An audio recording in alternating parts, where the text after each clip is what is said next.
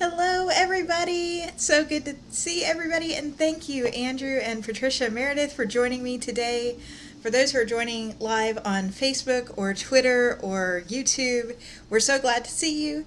And for those of you who are watching the replay, stay tuned because there's still going to be good information, and we will have all of this recorded for you guys to watch. So thank you so much, Andrew and Patricia. I know you both are indie authors who have achieved one of the indie author dreams of getting your books into brick and mortar stores. But before we jump into all that, why don't you tell us a little bit about who you are, what you write, and then we can get sort of into the questions. Okay. All right. I guess I'll start. So Andrew and I have been married for 15 years. 14 years. That was the wrong thing to start with. Let's Better do hurry math. get it wrong than me. Let's do math. That's okay. Congratulations, though.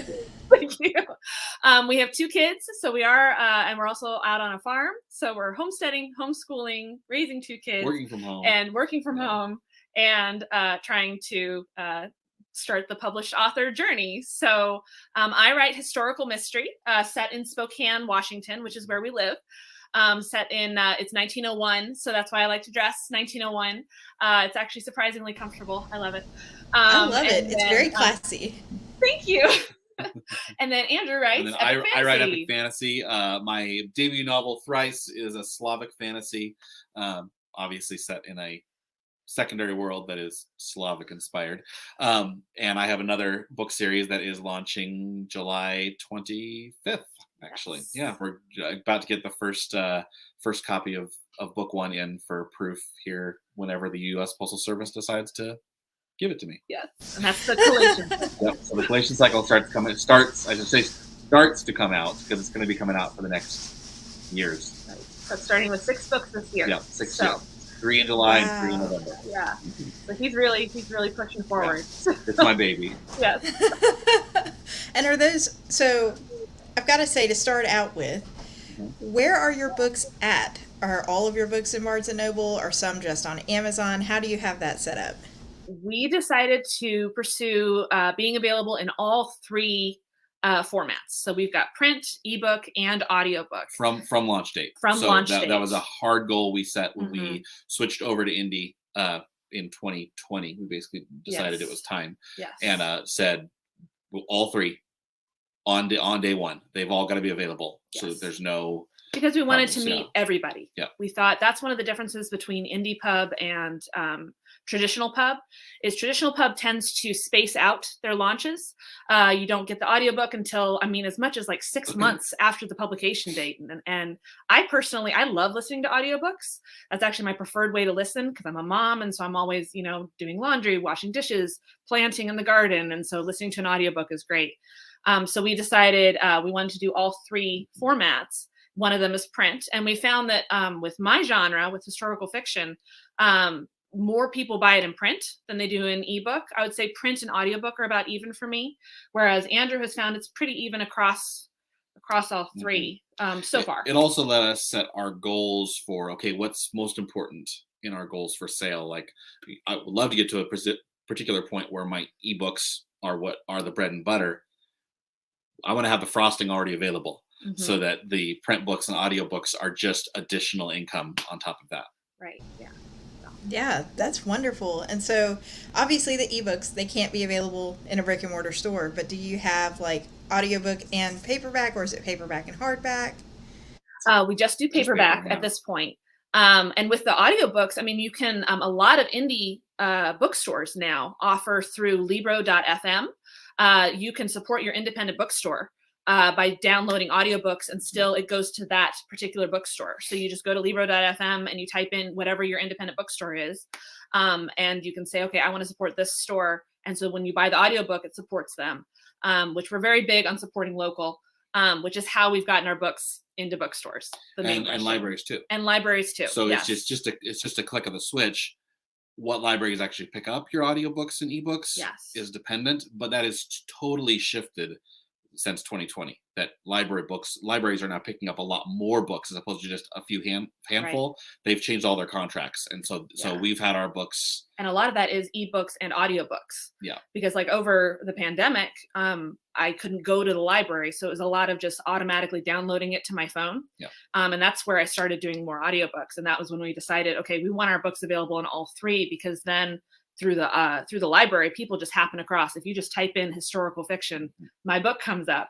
You type in fantasy, his book comes up. So you get noticed through libraries. Libraries are awesome. They are very supportive of authors. So And you do make money there too. And you do make money there too. Yeah, Yes. I think in the end, our main goal was, how can we reduce all hurdles? Mhm. Someone walks up to you and says, I want to read your book, but I only read audiobook. Yeah. Great. It Here was it is. available on day one. Yep. And so that hurdle's gone. Some hurdles you can't cross. Well, I don't read fantasy. Okay, well. Have you read my wife's book? Yeah. Or vice versa? Exactly. I have this long list. What genre do you read? I know all these indie authors. Right. It supports us either way. Yes. That's awesome. And I did put the link for Libro.fm in the comments. If you're watching live and you have questions as we read through, please feel free to drop them. We do have some already submitted, but we're always welcome to answering more. So since we've sort of determined you've got all three of your books, you've got setups to work with libraries, setups to work with Barnes & Noble, you've got them all launched, what we would call wide, which if you're watching and you're newer to the industry means it's beyond just Amazon or Kindle Unlimited. What made you decide to pursue putting your books in brick-and-mortar stores when it seems like so much attention on books are going toward ebooks these days? I wanted to see my book on shelves. And I wanted to hold it in my hand too. And I wanted to have a box of books that if I go to a convention, I have a box of books available at a cost that I've already worked into it. And so it kind of just all came as one package. And also Bookstagram and Book Talk and book YouTube vloggers, all of them, a lot of them like having the physical copy, because then they can take pretty pictures with it, and it's so much fun to see your book featured on a Instagram post from Bookstagram, and they've got your beautiful book sitting there with a cup of tea or whatever for me. And again, like, my books have sold better in print. So I knew I wanted it in print copies because most of the people who I talked to about my book ahead of time, they wanted to hold the book. They want it as a physical copy. So I knew that my genre was going to definitely go print. Whereas with Andrew, like you said, for cons and for just so it's available to everybody. So anybody can have it across it. So you mentioned earlier indie bookstores and traditional bookstores and supporting your local stores. What is the difference, for those who are watching who don't know, between an indie bookstore and a traditional bookstore? So I would say an indie bookstore is the smaller, more local bookstore. It's not Barnes & Noble. Really, Barnes & Noble's like the only one left that I can think of, at least out here. Books A Million, maybe? There's no Books A Million out here. There's So a lot of those bigger name Walden Books used to be a thing. Borders, and that's good. Borders is gone. Walmart itself. Walmart, Target. That's unfortunately it's where not unfortunately. It's fortunate because it's getting out there to everybody, right? So independent bookstores, I would say they're the ones who are holding on by their fingernails to the brick and mortar selling books. Right? There is the possibility of a future where it will only be used books at bookstores, right? And until that day comes, we're going to keep pushing our new books and putting them on shelves, because I personally love holding a book and the smell of it and the feel of it. I want my bookshelf covered in all of our books lined up. So. I would also say that the line is blurred a little bit, even with Barnes & Noble. I've worked at Barnes & Noble's 5 total years, and I worked at one in a mall and one not attached to a mall. And even Barnes & Nobles that are next to but not attached to a mall are treated differently inside of the Barnes & Noble organization. It's a very different animal. If they're in a mall, it's a big box traditional bookstore, right? Mm-hmm. But if it's not, it is more indie, just like naturally. The company's policy is that if it's attached to the mall itself brings people. Mhm. So why would we advertise? There's a movie theater attached to there. That's our advertising. We stay open late. Right. That's why you'll notice most book signings are always at Barnes and Nobles that are not attached to malls, Mhm. because those are the ones that want to use local authors and authors who are doing a book tour to bring them in. And so that's your advantage is that the one I worked at in Bellevue was very indie because it was in a big high class city. There was a lot more money there, and so there was no real emphasis for us to sell a bunch of books because it was just gonna happen. Versus, being in retail at 16 in a mall, and like sell those books. So very different animals, and that's where the line does blur. Is that okay? Barnes and Noble's a big box bookstore, except when it isn't. Yeah. And what is your Barnes and Noble? Right. Yeah. So in the end, we wanted to get our books on the shelves of every bookstore, traditional or indie, within our community. Because we're in Spokane, which is the eastern side of Washington. It's not near Seattle. We're like 5 hours from Seattle. We're closer to Idaho, to Coeur d'Alene, Idaho. That's only 45 minutes over the border. So we've actually also looked at bookstores there in Coeur d'Alene. So local is a very broad term. I would say within 50 miles, right? Within driving distance. We have tried to get our books on those shelves. And a lot of that is walking in and introducing ourselves. For Sometimes me, in costume. As often as possible, I do it in costume. Yeah. Except when we're coming off a writing weekend, and we just thought, we'll just stop in and we'll say hi, and it's building those relationships and making clear to them that you are a real person, that you are local.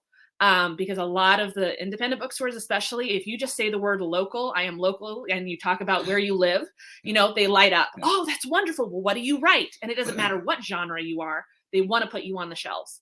Now, I personally chose to set my book in Spokane because I walked into one of our independent bookstores and it occurred to me that there was no historical fiction set in Spokane, even though there's a lot of nonfiction and a lot of interest in the history of our town. And I thought, well, everybody's done, Seattle and Chicago and New York, so why not Spokane? And I started getting into the history, and I loved it so much. And there's a lot of local interest in our history, like I said. So I decided to do Spokane. And because of that, a lot of doors have opened locally for us. Because I'm able to say, well, it's set in Spokane in 1901, and they're like, sold, done. And because we print through Ingram Spark, they're able to find my book. So I've had local bookstores. I walked in and said, in fact, in Leavenworth, Washington, this happened. So that's not even local. This is 3.5 hours west, closer to Seattle. And we walked in and I mentioned who I was, and she said, "Oh, I just ordered your book because it's set in Spokane." And so local history. And so that was part of it. So with Andrew, though. Well, I want to call back just a little bit Okay. and tie in why we dress like this. I am an extrovert, but I have worked in retail a lot, and a uniform can be just enough to straighten your spine and put on the persona. And I've done theater too, as you can tell by my hands moving. That putting on a vest and corseting my belly here up a little bit, it makes me stand a little straighter, and so I'm ready to present as my author persona. Same with Trisha. Yes, I am an introvert, very much an introvert. But I have done theater, and so same idea. Yeah. We just started talking about it, and I was like, well, if I wear a costume, then I'm not me. Now I'm author Patricia, and I can be author Patricia and be a little bit more outgoing. And people ask me, if I'm downtown. I was interviewed for the local news station, and I went down there in my costume for the interview. And so many people stopped me and said, "Oh, why are you dressed like that?" And then I hand them a card and tell them about my book, right? Yeah. So it gets the questions started, and then they can ask you about your clothes, and it just opens that conversation barrier. It's very hard to approach somebody, especially now. Yeah. And so it just opens that first question. Oh, why are you dressed like that? Well, let me tell you and let me talk to you about what I write. And it happens at cons all the time. You go to a con, Right. everybody's in they've put their mask on for their con. Yes. So choose, how are you marketing yourself? And Right. and that's going to help you when you go into these bookstores and just ask, right? Yeah. That It's your author brand. Correct. That was the word. that we came across when Yeah. we were researching being an independent author. What did we want our author brand to look like? Well, I am 1901, even though I intend to write some books that are not going to be set in 1901. Right. I still want to dress this way, also because I love it. And author brand could be anything from, I'm always going to wear a geeky t-shirt. Yes. Brandon Sanderson throws a blazer on top of that. Right. Be comfortable, Yeah. but what is your persona, so that when you walk into the bookstore, there was you when you were shopping, and there's you when you come in as an author. Right. So that they know that you're serious about it and not just on a whim coming in and say, hey, buy my book. Bye. Yeah. You know, how are you Right. being personable and being a normal human being? Because contrary to how it used to be, to be, you didn't know what an author looked like, right? You really didn't. Nobody knew what Charles Dickens looked like. They didn't buy his book because they knew who he was. They didn't even know what his life was like. You know, they imagined he was this big famous author and was not. And whereas then they started doing pictures on the back of book jackets. And even that, I couldn't tell you what some people looked like. Well, so many author pictures I'll see and I say, well, you took that in the 90s. Can you update it, please? Right. Like, Yeah. be your age. What- it's great. what I do don't you care how old you are. Yeah, I want to see your exactly. face today so I can recognize you in a Embrace con. it, right? Yeah. Whereas now, especially as an independent author, but this is still true for traditional as well, is that you have to put yourself out there. It's all Which is always about hard. being on social media. And so being an author has become less of an introvert sport than I would like it to be, and has become more of an extrovert. You have to put yourself out there. And so find a way that you are comfortable doing that, what parts of your life you're willing to share, and going out there and doing it. So you've made some excellent points, and a couple different questions have come up from that. And one actually is sort of one that we had on a pre-submitted list too, which is, you said that you worked in Barnes & Noble's, Andrew. So did you have to know somebody to get your books in the store, or is this something that's still attainable for someone who doesn't have an inside person? So there's two ways to get into Barnes & Noble, and we've done one of those. And that was, we put it up through Ingram. And Ingram both is where all independent bookstores order from. And you can order them through Barnes & Noble. So even if someone was to order through barnesandnoble.com or call in and say, I'd like to order this, they can get it. Mm-hmm. It's a matter of whether they will. And that is a big hurdle, because even though we on Ingram said, set this for returns, which most bookstores won't take unless you set for returns, which is a whole nother conversation of whether you want them to be destroyed or sent back to you and you have to eat it. It's a thing. And you could even have potentially some loss from that. But Barnes & Noble doesn't care about that. If you mark it for return, they mark it as non-returnable because they know you're an indie bookseller. Mm-hmm. And so we walk in and I've asked Barnes & Noble's, hey, can you order this? I said, well, it says it's non-returnable. I said, hey, I set it for non-returnable. What's going on? For returnable, what's going on? And they said, well, it's set for non-returnable. I talked to a local and they're like, every Barnes & Noble that takes on a book like this has to decide the risk of whether it's going to be sitting here for 10 years or not. Is it going to sell? And they have to choose that risk for themselves, because you're a local author, we'll get your books in. Right. Just because we asked. That's all it took. Because then he can stop by. He just recently stopped by the Barnes & Noble and signed a bunch of copies. So then he posted on Instagram, and now Barnes & Noble is happy because they're like, oh, look, it has an autograph sticker. It's in our local section. You know, there's multiple ways to pitch it. And also, just to clarify, he doesn't know anybody at this Barnes & Noble. No.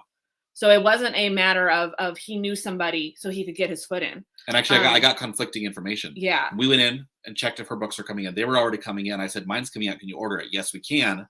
I came in later. Oh, no, we're not ordering it. You're an indie. I came back later and they showed up. In fact, that whole post on Instagram, they had just told me they weren't going to get my book in. Yeah. So. And then it showed up.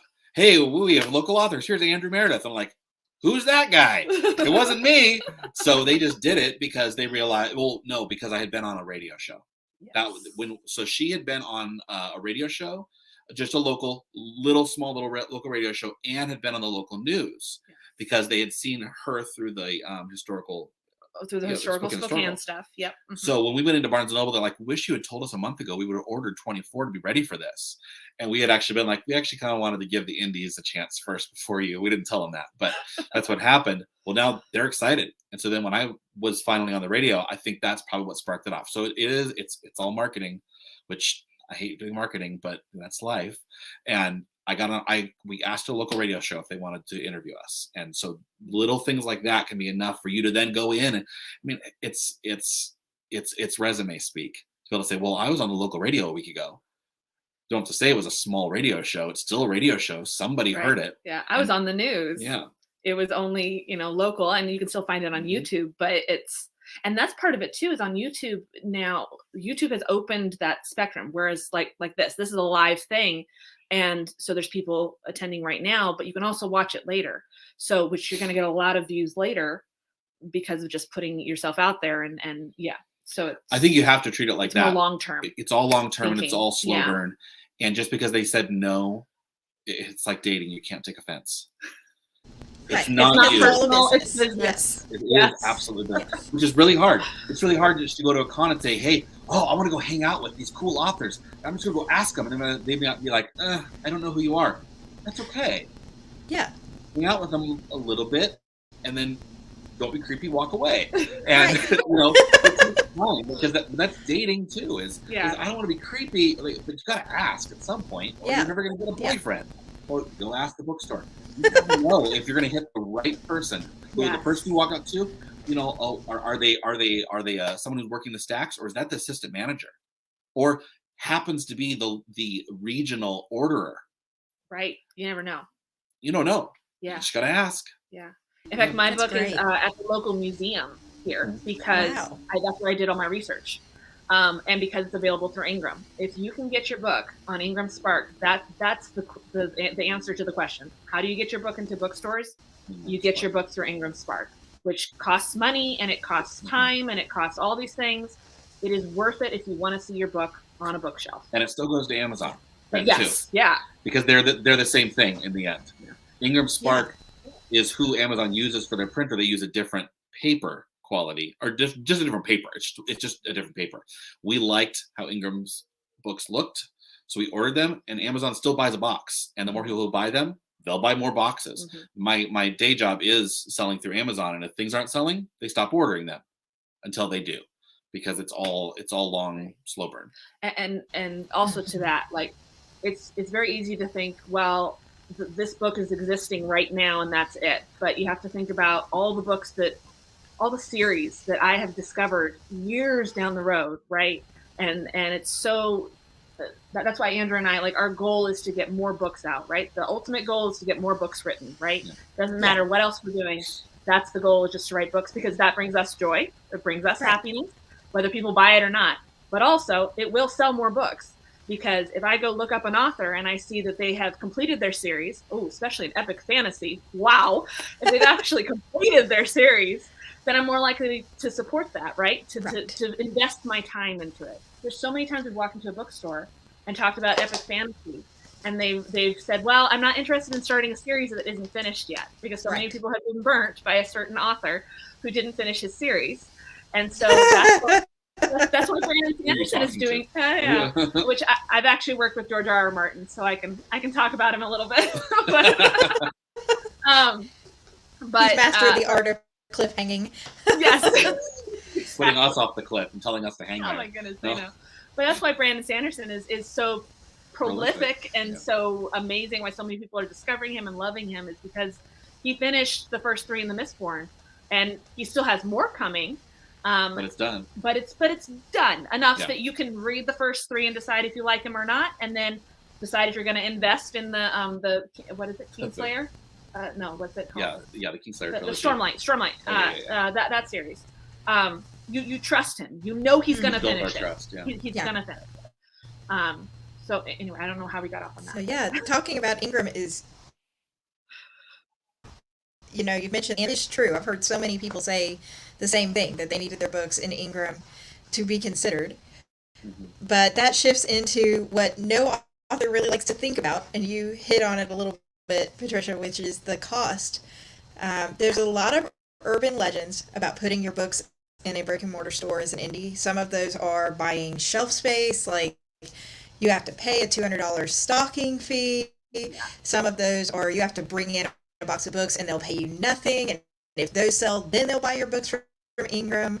So in your experience, what was that? We don't need exact figures, but like, what was that investment like beyond just the setup fee for Ingram Sparks? So far, we have not paid anything to have a book, a bookstore carry our books. There is a bookstore that does that, But if you tell them, but it's available through Ingram, they're like, oh, well, in that case, we'll just order some in. We'll just get it through Ingram. Okay, because great. it's returnable. Yeah. And that's the key is if you do Ingram, you have to click the little box that says returnable. And they tell you this several times. There's notices all over it.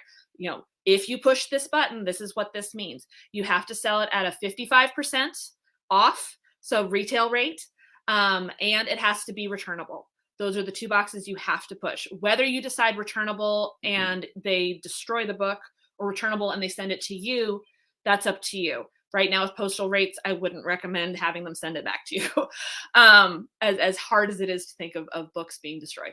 But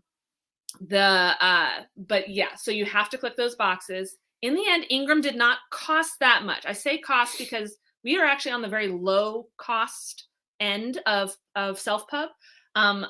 And we can speak a little bit to that. It's because we decided when it comes to indie publishing. So here's the thing. Sorry. My background is in editing. I worked for a game company based out of Minnesota. Yes. So Katherine and I are totally like, I've heard you talk about editing, and I would totally agree with you 100%. The one thing you must pay for as an indie pub is your editing. That is the number one thing. You will pay for it. I am an editor. I could have edited my own books, but I know as an editor, you cannot edit your own books. It is the one thing you cannot do. So I do pay for an editor. However, everything else in independent publishing, you have to decide, am I willing to learn it? So it's a learning curve in order to save myself money and do it myself, or am I willing to pay somebody? That includes cover design. That includes audiobook. Andrew records his own audiobooks, which saves us a ton. Wow. Not everybody can do. However, we hired somebody to read mine, a local gal, because we wanted it to all be Spokane local.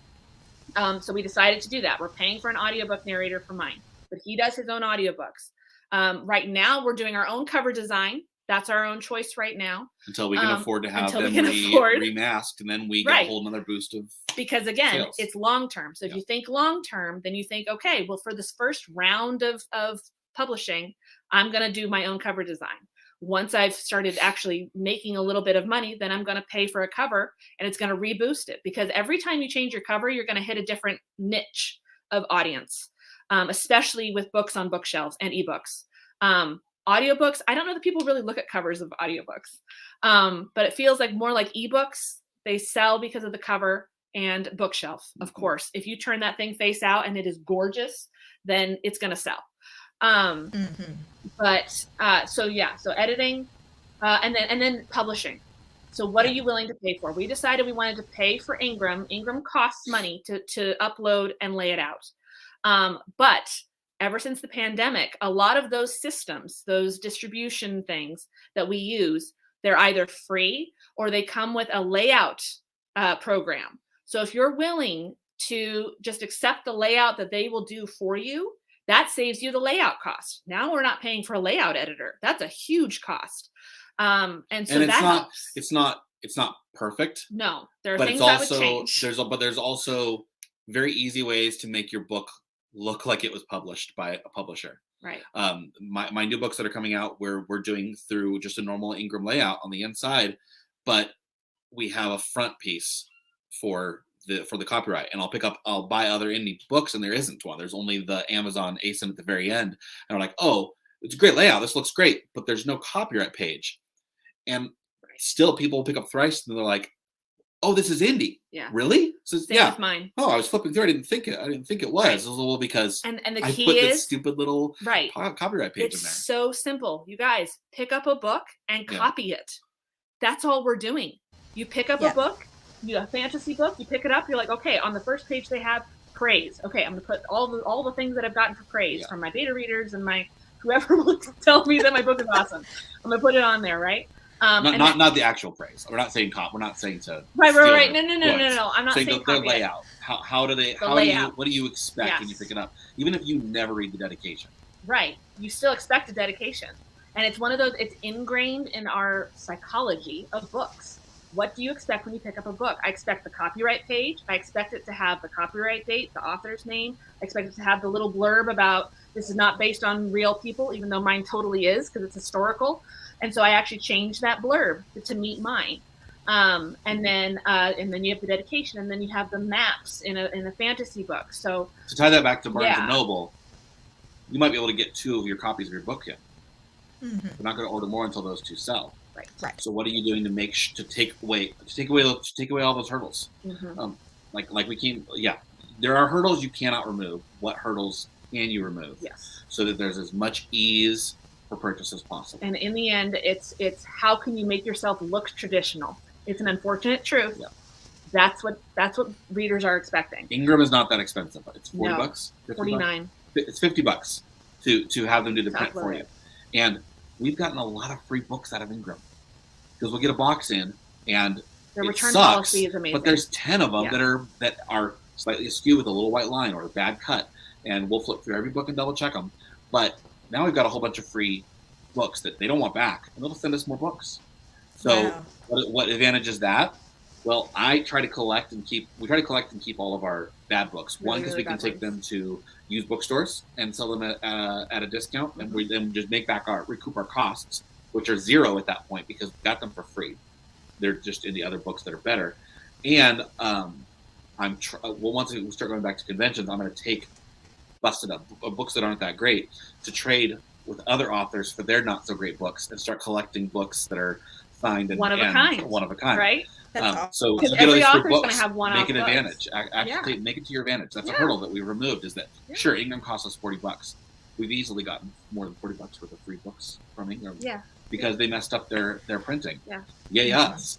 So it didn't cost anything. It just cost time, effort, and hopefully recouped later. Right. So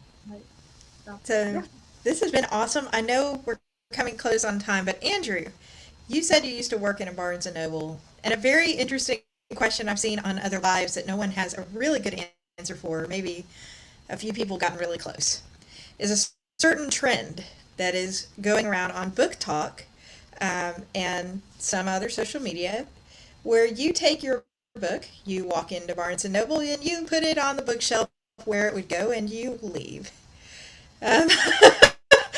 What is your impression on whether that would be a successful way of getting them to stock your book or not? And I've heard this for libraries, and as somebody who used to work in a library, I will say from a library side, it is very confusing. And if you're local, they will look you up and they will know who you are, and it might not be working in your favor to leave more work because it has not been like bound the way it needs to be bound or cataloged the way it needs to be cataloged and all that. But from a book side, and you guys having your books in, what do you think about this trend? I'll throw salt on this one. This is a really, really bad idea. It's embarrassing for you. It's embarrassing for the bookstores. And the reason I say that, okay, the book's on the shelf. Someone sees it and picks it up. They're going to walk up to the front and say, I'd like to buy this book, and I'm going to scan it in, and I'm going to get nothing. And why isn't this here? Well, it's not even on inventory. It doesn't scan because it doesn't have our barcode on it. And now I have to call in the assistant manager, the manager, anybody else who's around to say, how do I bring this book in? Maybe, but very unlikely, the manager is going to say, just give them the book. That will never happen. No manager is going to let free chance at money walk away. Now it's become a 20-minute event trying to figure out this book. And then how is that author going to get paid? They show up 3 months later and say, hey, I came by and I dropped off 6 books and I don't see them. So it looks like they sold. So you owe me some money. And we're like, oh, you're that person. Oh, now we have your picture. Okay, great. You've just burned a ton of bridges. Including possibly the person who picked up your book. Because that embarrassing episode included them on the other side of the counter, waiting for the other people on the other side of the Barnes & Noble counter to figure out what to do with this book. Yep. It's I would remember that. I would be like, ooh, okay, was something wrong? Oh, well, this book isn't in our system. And half of me would wonder if it was Barnes & Noble's fault, but the other half would wonder, because I've seen this trend, whether it was the author. And then I'd kind of be like, I don't know that I want to support an author who's going to be sneaky like that. To draw it back to the dating analogy, is that's a creep move, honestly, because you're doing something to try to manipulate a system that in the end can't be manipulated. Yeah. Mm-hmm. So So why bother? Okay, go into your bookstore, put it on the shelf, and take a picture, and say, "Hey, look, my book on the bookshelf. Cool, that's great." Leave with the books. Leaving them there is just there. I can logistical nightmare. Well, and like you said with libraries, that's exactly the same thing. Yeah. Yeah, the What librarian would be like, "What? I can't do anything with this," and then it goes in the donation pile. And let's say that librarian says, "You know what? This was obviously a donation. Let's just take it in. We can make it into this thing." Well, what happens when the manager finds out and says, "Well, that's not kosher"? Now, to bring it around to a good idea, Yes, leaving them in little libraries. Yes. Little libraries, at least out here, they're everywhere. It's a very big thing, especially during the pandemic. People opened up their little libraries and stuffed them full of books. We have done that. We have walked around, we have put our book in the little library, and then we post about it. Hey, go find where this book is. Or have them just show up on Instagram. We've had people post about it on Instagram. Hey, I found your book on in a little library. And we sign it. We make it personal, so that way now they have a signed copy. That's a great way if you want to just leave, especially with the misprints. That's a good thing to do with your misprints. Or let's say you go into a Barnes and Noble or a independent bookstore with 6 copies. And you're getting ready for Instagram. I want to take some pictures of me with my book. Here at the bookstore, and the quote says, "I came here and gave the staff 6 of my books." Yeah, it's not a loss. It's marketing, right? And you get to write that off, too. Yes. So, but also the bookstore would be happy with that. Yes, oh wow, this giving author, it to their employees. Give us free books. Yep. And then you still get to say you brought it to the bookstore. And then it's the same thing. Hey, I brought it to the bookstore. I didn't leave it on the shelf. I gave it to the manager and 6 employees and said, "Hey, read my book. Read my book It's yours. because you'll want to I've order signed it." This is and amazing. Now they love your book because they're your fan. The museum. The museum. People at the the museum museum are some of my biggest fans. Yeah. The tea shop where I go to write, they are always talking to me about my book. So that's a great relationships. A great way to twist it back around. And if you're watching and you have left your books in the store, or if you're a reader and you're genuinely trying to help, your favorite indie authors out in the store, thank you. But here are some other alternatives that could possibly get more positive response. And don't feel like you burned your bridges necessarily. Just you can send the mail to me. I'll take the heat on this one. But yeah, I think it's a great motive. Just needs to be maybe a tad bit redirected. And so if you're wondering how to help your friends, and you're wondering how can I help my friend get it into Barnes and Noble and things like that, like we said, it's a lot of walking in. Well, I am not going to drive across the United States and stop in every Barnes and Noble and say, "Hi, I'm an author. Will you carry my book?" Right? That works locally, but not nationally. However, somebody, I know you do, either on the internet or personally, who A, wants to support you in your books, and B, lives near a Barnes and Noble, because they're everywhere. So walk into your local bookstore, walk into Barnes and Noble, Books A Million, any of those, and say, "Hey, will you carry my friend's book?" Right? Or, "Hey, will you order me a copy?" Because that's the other thing, is just like libraries, if one person orders it, they will probably get more than one, because it's cost effective, and because they're like, well, if one person's interested, maybe other people will be interested. So usually if you order a copy, they will order probably 3, right? It's a nice round number, 3 to 5 copies. Now your book is on the shelf, right? And so, And if they know that somebody locally is going to be pushing the book and telling other people, "Hey, if you go to Barnes and Noble, this person's book is on the shelf and you need to buy it," that's how books are sold. It's all word of mouth. Yeah. Yeah, and libraries are the same way. You want, an author that you love and want to support, you want their books in the library, go to their website if they have one, and type it in the search, because it will track number of searches. Go in and request it at the desk. And, that's really the best thing that you can do. Some libraries have official request forms. Fill in the official request form. Go to your bookstore website if they have a local one and type in the search. There's just things to do. Overdrive and Hoopla, a lot of those are being used by bookstores, and that's where our books are available. Yeah. So if you go search for our books, then request it through those, and then it's in their system. I will say there is one other thing we've not done for getting in, and it's the way to get it in nationally, is on Barnes and Noble. You can actually submit your book for consideration through Barnes and Noble. Like to And the you head actually office. send in like 3 copies of the book to show that it's an actual book. And then they look at it, and that's how you lift the non-returnable on Mhm. Barnes and Noble system. And we just haven't done that yet because that's a whole, another logistical nightmare. But that's how you do it though. If you want to get into national bookstores, Barnes and Noble has a way to do it, and it's theoretically easy. It's just a matter of sitting down and taking the time.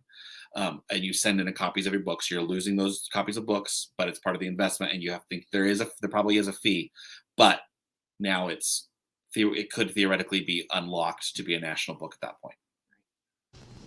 Yeah. Well, that's great. Thank you both so much for your time this afternoon. I know you're so busy, like you said, with the homestead and the homeschooling and everything, but this has been such a pleasure. You've Likewise. answered a ton of Thank you. questions. I wish you the best of luck with your releases. Patricia, you've got one. Did it just come Yes. out or is it coming out? My second book comes out on Tuesday. Yep. Congratulations. Yeah. Thank you. And Andrew's got his 6, the 3 this year and 3 next year, which I can just say, guys, this is as a fantasy lover, this is a series you will not want to miss. I have plugged both Andrew and Patricia's information in the description box on YouTube and in the comments if you're watching on Facebook. So please give them a follow, check out their books, and thank you all so much for joining. I hope you have a great weekend. Thank you. Thank you. Bye. Bye.